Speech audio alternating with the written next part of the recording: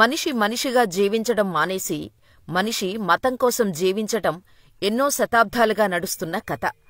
అయితే ప్రపంచం ఇప్పుడు మతం కంటే ఎక్కువగా మానవత్వానికి విలువిచ్చే విజ్ఞానాన్ని పొందుతోంది.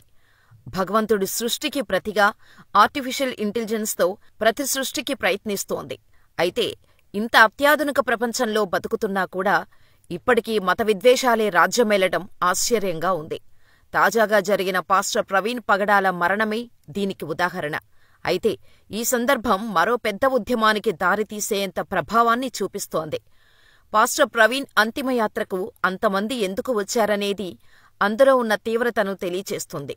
అంటే క్రైస్తవుల్లో ఆందోళన మొదలైందా? భారత్లో మత సామరస్యం పూర్తిగా దెబ్బతిందా? అంటే ప్రస్తుత పరిస్థితులు చూస్తే అవుననక తప్పడం లేదు. ప్రముఖ క్రైస్తవ నేత, ప్రసిద్ధ పాస్టర్ ప్రవీణ్ పగడాల మార్చి 25న అనుమానాస్పద పరిస్థితుల్లో మృతి చెందారు. ఆ రోజు ఉదయం రాజమండ్రి ఎయిర్పోర్టు నుంచి వ్యక్తిగత పనుల నిమిత్తం ద్విచక్ర వాహనంపై వెళుతుండగా గుర్తు తెలియని వాహనం ఆయన్ను ఢీకొట్టిందని పోలీసులు అంటున్నారు. ఈ ఘటనలో తీవ్రంగా గాయపడిన ఆయన సంఘటనా స్థలంలోనే ప్రాణాలు కోల్పోయారు. అయితే ఇది ప్రమాదమని అనుకుంటున్నప్పటికీ ఈ ఘటనపై అనేక అనుమానాలు కూడా వ్యక్తమవుతున్నాయి. ప్రవీణ్ పగడాల మృతి సాధారణంగా జరిగిన ప్రమాదమేనా, లేదంటే పథకం ప్రకారం చేసిన హత్య అనే కోణంలో పోలీసులు దర్యాప్తు ప్రారంభించారు. అయితే ఈ ఘటనపై రాజమండ్రి పోలీసులకు పలు ఫిర్యాదులు అందాయి. ప్రవీణ్ పగడాల మృతి వెనుక అసలు కారణాలను వెలికితీయాలని, న్యాయ సమగ్ర దర్యాప్తు జరపాలని అనేక మంది పాస్టర్లు, మత పెద్దలు డిమాండ్ చేస్తున్నారు. ఆయన కుటుంబ సభ్యులు కూడా ఈ ప్రమాదంపై అనుమానం వ్యక్తం చేస్తూ పూర్తి విచారణ చేపట్టాలని కోరుతున్నారు. అంతవరకు పరిస్థితి మామూలుగానే ఉన్నా ఈ మరణం మరింత పెద్ద ప్రభావాన్ని చూపించింది. పాస్టర్ ప్రవీణ్ పగడాల మరణ వార్త క్రైస్తవ సమాజాన్ని తీవ్ర దిగ్భ్రాంతికి గురిచేసింది. విజయవాడ నుంచి రాజమండ్రి వెళ్తూ బుల్లెట్పై ప్రయాణిస్తున్న ఆయన రాజానగరం సమీపంలో రోడ్డు పక్కన అనుమానాస్పద స్థితిలో మృతి చెందారు. స్థానికులు ఆయన మృతదేహాన్ని కనుగొని పోలీసులకు సమాచారం అందించారు. అయితే ఆయన మృతిపై అనేక అనుమానాలు వ్యక్తమయ్యాయి. ప్రవీణ్ శరీరంపై గాయాలు, పెదాలపై గాయాలు, ఇనుపరాడ్డు లాంటి వస్తువుతో దాడి చేసినట్టున్న ఉన్న గుర్తులు అనుమానాలకు తావిచ్చింది. ఇది ఖచ్చితంగా హత్య అనే తీరులో మృతదేహం ఉంది. ప్రవీణ్ను ఎవరో చంపి అక్కడ పడేసి ఉండొచ్చని స్థానికులు, అనుచరులు ఆరోపించారు. సామాజిక సేవలో నిమగ్నమై ఉన్న ఆయన తాను నమ్మిన క్రైస్తవం ఆధారంగా ఉన్న సత్యాన్ని నిర్భయంగా, నిస్సంకోచంగా, నిర్మోహమాటంగా, సూటిగా మాట్లాడే వ్యక్తి. ఆయన బోధనలను తీవ్రంగా వ్యతిరేకించే వ్యక్తులతో పాటు ఆయన్ను చంపేస్తామని బెదిరించిన ఎన్నో సందర్భాలు పోలీసులకు తెలియకపోలేదు. అయితే ప్రవీణ్ మరణానికి రోడ్డు ప్రమాదమే కారణమని పోలీసులు వాదించటం ప్రారంభించారు. తనకు ప్రాణహాని ఉందని ప్రవీణ్ ఇటీవల ఓ వీడియోలో పేర్కొన్నారని, అయినప్పటికీ పోలీసులు తగిన రక్షణ కల్పించలేకపోయారని ఆయన అనుచరులు ఆరోపించారు. అప్పటికే ఎన్నో అనుమానాలతో ఉన్న ఆయన అనుచరులు, కుటుంబ సభ్యులు దర్యాప్తు పూర్తయ్యే వరకు ఈ కేసును ఖచ్చితంగా పరిశీలించాలని పట్టుబట్టారు. అయితే ప్రవీణ్ పగడాల మృతదేహాన్ని స్వాధీనం చేసుకున్న పోలీసులు పోస్టుమార్టం కోసం తరలించారు. ఘటనపై ఎలాంటి అధికారిక ప్రకటన ఇవ్వలేదు. పోస్టుమార్టం నివేదిక ఆధారంగా మరింత స్పష్టత వచ్చే అవకాశం ఉందని అంతా అనుకుంటున్న తరుణంలో ఇప్పటివరకు అధికారికంగా ఎలాంటి స్పష్టత లేకపోవటం వల్ల ఇది ప్రమాదమా, హత్య అనే అనుమానం ఇంకా కొనసాగుతోంది. ఈలోపే ప్రవీణ్ పగడాల మృతిపై అనుమానాలు వ్యక్తం చేస్తూ రాజమండ్రిలో క్రైస్తవులు, ఆయన అనుచరులు ధర్నా చేపట్టారు. ఇది సాధారణ ప్రమాదం కాదని, మతోన్మాదుల దాడిగా భావిస్తున్నామని ఆరోపించారు. రాజమండ్రిలో ఆయన మృతదేహాన్ని చూడటానికి వేల సంఖ్యలో ప్రజలు చేరుకున్నారు. అప్పటికే దేశవ్యాప్తంగా, ముఖ్యంగా 2 తెలుగు రాష్ట్రాల్లోని యావత్ క్రైస్తవ సమాజానికి ఈ వార్త దావానల్లా వ్యాపించింది. తమ పాస్టర్ను దారుణంగా కొట్టి చంపారనే వార్తను నమ్మిన క్రైస్తవులు సమరం చేయాలని నిర్ణయించుకున్నారు. ఫలితం రాజమండ్రి నుండి హైదరాబాదు చేరుకున్న ప్రవీణ్ పార్థివ దేహాన్ని చూడటం కోసం, తెలుగు రాష్ట్రాల్లో క్రైస్తవ సమాజానికి జరుగుతున్న అన్యాయాన్ని ప్రశ్నించటం కోసం వేలాది మంది తరలివచ్చారు. అయితే గతంలో ఎప్పుడూ లేనంతగా ఒక పాస్టర్ మృతికి ఇంత స్పందన రావటం ఆశ్చర్యాన్ని కాదు, ఆందోళనకు కారణమైంది. పాస్టర్ ప్రవీణ్ అంత్యక్రియలకు హాజరైన ప్రజాశాంతి పార్టీ అధ్యక్షుడు కెఏ పాల్, ఇతర క్రైస్తవ మత పెద్దలు కూడా ఈ ఘటన వెనుక కుట్రకోణం ఉండొచ్చని అభిప్రాయపడుతున్నారు. గత కొంతకాలంగా పాస్టర్ ప్రవీణ్కు కొందరు వ్యతిరేకంగా ఉన్నారని, ఆయన మరణం అనుకోకుండా జరిగిన ప్రమాదం కాదని అనుమానాలు వ్యక్తం చేశారు. ప్రముఖ పాస్టర్ బ్రదర్ అనిల్ కుమార్ సైతం ఈ మరణంపై అనుమానాలున్నాయనే విధంగా మాట్లాడారు. దోషుల్ని పట్టుకోవాలని, దానికి ప్రభుత్వాలు ప్రయత్నిస్తున్నాయని అన్నారు. అయితే ఈ వ్యవహారంపై కేఏ పాల్ మాటల్లో తీవ్రమైన ఉద్రేకం కనిపించింది. ఇది ఖచ్చితంగా హత్యేనని, పోలీసులు అబద్ధాలు చెబుతున్నారని, మేము గాజులేసుకొని కూర్చోలేదంటూ తీవ్ర వ్యాఖ్యలు చేశారు. క్రైస్తవుల్ని, ముస్లింలను చంపేస్తారా అంటూ ఘాటుగా స్పందించారు. అయితే ఈ ఆందోళన ఇంతటితో ఆగే విధంగా కనిపించట్లేదు. పాస్టర్ ప్రవీణ్ మరణం యావత్ మైనారిటీ కమ్యూనిటీపై తీవ్రమైన ప్రభావం చూపే విధంగా పరిస్థితులు మారుతున్నాయి. న్యాయం జరిగే వరకు పోరాటాన్ని ఆపమనే ధోరణి స్పష్టంగా కనిపిస్తోంది. ఇటీవల కాలంలో మణిపూర్ అల్లర్ల తర్వాత భారతదేశంలో క్రైస్తవులపై దాడుల అంశంపై ఫోకస్ వచ్చింది. మణిపూర్ అల్లర్లు జాతి వివాదం కాదని, క్రైస్తవ దేవాలయాలే టార్గెటుగా, క్రైస్తవులే టార్గెటుగా మత ఘర్షణలు జరిగాయని ఇంకా చాలామంది క్రైస్తవులు నమ్ముతున్నారు. తర్వాత ఢిల్లీలో జరిగిన ఘటన, యూపీలో క్రైస్తవులపై జరుగుతున్న దాడులు, ఇలాంటివన్నీ ఇప్పుడు ఎప్పుడూ లేనంతగా క్రైస్తవ సమాజంపై ప్రభావం చూపిస్తున్నాయి.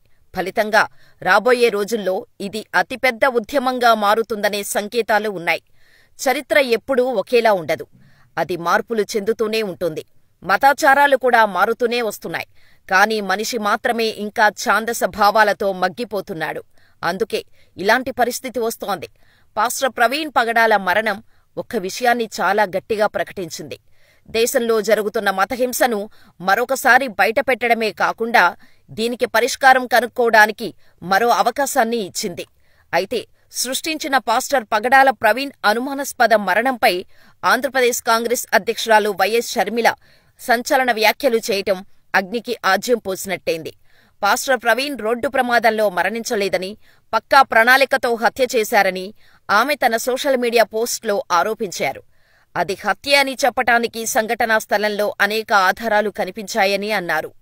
ప్రవీణ్ మరణంపై ఆయన కుటుంబ సభ్యులతో పాటు అనుచరులు, తోటి పాస్టర్లు అనేక అనుమానాలు వ్యక్తం చేస్తున్న తరుణంలో షర్మిల వ్యాఖ్యలు అనుమానాలను మరింత తీవ్రం చేశాయి. ప్రవీణ్ మృతిపై నెలకొన్న అన్ని సందేహాలను నివృత్తి చేసేలా ఈ కేసులో ఫాస్ట్ ట్రాక్ విచారణ జరిపించి నిజానిజాలు వెలికితీయాలని ప్రభుత్వాన్ని షర్మిల డిమాండ్ చేశారు.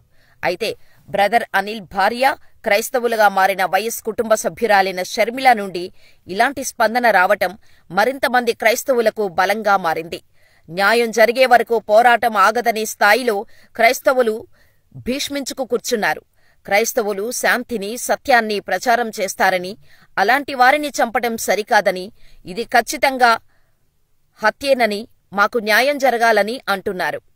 ఢిల్లీలోని క్రైస్తవ సమస్యలపై పనిచేసే సివిల్ సొసైటీ సంస్థ యునైటెడ్ క్రిస్టియన్ ఫోరం ఇటీవల ఒక రిపోర్టును విడుదల చేసింది. అందులో 2023 మొదటి 8 నెలల్లోనే భారతదేశంలో క్రైస్తవులపై 525 దాడులు జరిగాయని పేర్కొంది. ఈ ధోరణి ఇలాగే కొనసాగితే భారతదేశంలోని క్రైస్తవ సమాజం ఇప్పటివరకు చూడని అత్యంత హింసాత్మకమైన, కష్టమైన సంవత్సరాల్లోకి నెట్టబడుతుందని తెలిపింది.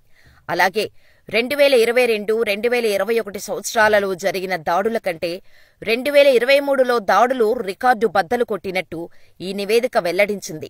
మణిపూర్లో వందలాది చర్చిలు ధ్వంసమైన హింసను కూడా చేరిస్తే సంఖ్యలు మరింత పెరుగుతాయని కూడా చెప్పింది. అయితే యూసీఎఫ్ డేటాలో మణిపూర్లో జరిగిన సంఘటనలను చేర్చలేదు. ఈ రిపోర్టు వచ్చిన 2023 సెప్టెంబర్ నాటికి 4 నెలల కాలంలో ధ్వంసమైన ప్రార్థనా స్థలాల సంఖ్య 642 అని సుప్రీంకోర్టులో ఆ మధ్య ఒక పిటిషన్ కూడా దాఖలైంది. జూన్లో ఇంఫాల్ ఆర్చ్ బిషప్ కేవలం 36 గంటల్లో 249 చర్చిలు ధ్వంసమయ్యాయని చెప్పారు. ఇక ముస్లింలు, దళితులు, క్రైస్తవులపై ఇటీవల సంవత్సరాల్లో జరిగిన దాడులు గణనీయంగా పెరిగినట్టు అనేక నివేదికలు వచ్చాయి. అందుకే కేఏ పాల్ లాంటి ప్రముఖులు క్రైస్తవులు, ముస్లింలు ఒక్కటవ్వాల్సిన సమయం వచ్చిందని అంటున్నారు. ఇక్కడ కేఏ పాల్ చేసిన వాదన కేవలం ఒక వ్యక్తిదనే కోణం తీసుకోకూడదు. ఈ హింసాత్మక సంఘటనలన్నీ అధికారంలో ఉన్న వ్యక్తుల నుండి మద్దతుతోనే జరుగుతున్నాయనే అభిప్రాయాలు కూడా లేకపోలేదు.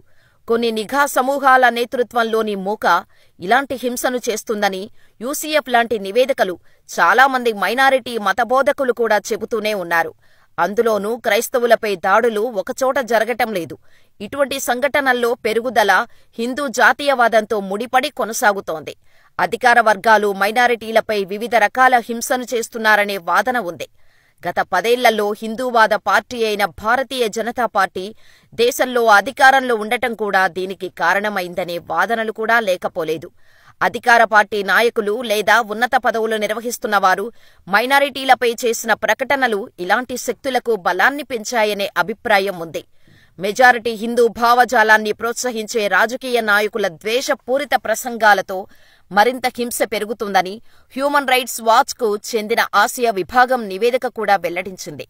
కొన్ని హిందూ సమూహాలు ముస్లింలు, క్రైస్తవులను, వారి ప్రార్థనా స్థలాలను, వారి జీవనోపాధిని కూడా లక్ష్యంగా చేసుకున్నాయని అందులో పేర్కొన్నారు. అందుకే దేశంలో మత సామరస్యాన్ని పెంచే వాతావరణం రావాలని కోరుకుంటున్నారు. దేశంలోని కొన్ని ప్రాంతాల్లో బీజేపీ రాజకీయంగా, ఎన్నికల పరంగా బలంగా ఉన్న చోట దాడులు ఎక్కువగా ఉండటం ఇప్పుడు క్రైస్తవ సమాజంలో చాలా అనుమానాలకు తావిస్తోంది. 2023లో మోడీ చివరిసారిగా న్యూఢిల్లీలో ఈస్టర్ రోజున చర్చులను సందర్శించటం వల్ల క్రైస్తవ సమాజం నమ్మే పరిస్థితిలో లేదన్నది స్పష్టంగానే అర్థమవుతోంది. ఎందుకంటే హింసకు పాల్పడే వారికి శిక్ష విధించినప్పుడు మాత్రమే ప్రభుత్వాలపై ప్రజలకు నమ్మకం ఏర్పడుతుంది. ఇలాంటి ఎన్నో దాడులపై ప్రధాని మౌనం తీవ్రమైన పరిణామాలకు దారితీస్తోంది. మణిపూర్ వ్యవహారంలోనూ ప్రతిపక్షాలు మోడీని ఇప్పటికీ అదే ప్రశ్నిస్తున్నారు. ఇక మత స్వేచ్ఛను కాపాడుతామని హామీ ఇచ్చే భారత్ లాంటి దేశాలకు ఇలాంటి పరిస్థితిని పూర్తిగా రూపుమాపాల్సిన బాధ్యత ఉంది. లేకపోతే ఇది అతిపెద్ద ప్రమాదానికి కూడా దారితీయొచ్చు.